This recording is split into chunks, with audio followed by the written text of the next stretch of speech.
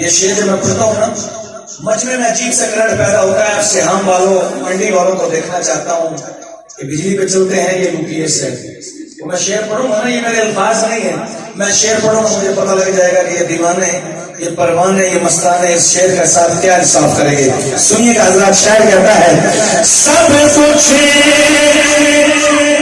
वो उठा लाए सरकार की खिदमत में,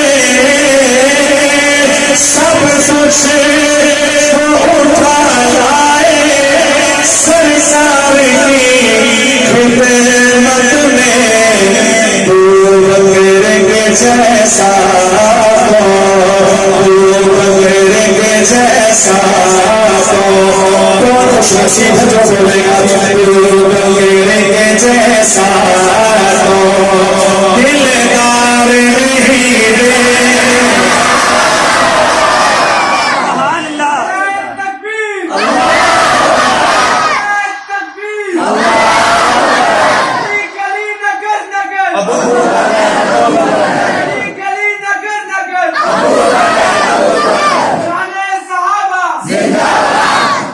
मैं शेर दोबारा पढ़ता हूँ, ठीक है।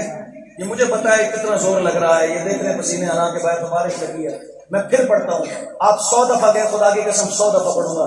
शेर मैं दोबारा पढ़ता हूँ मेरे भाई, आप उठ के नारा लगाइएगा अबू बकर सिद्दीक का। अल्लाह पाक इसके सबके हमारी कब्रें ठंडी कर देंगे। शेर सुनिएगा, सब कुछ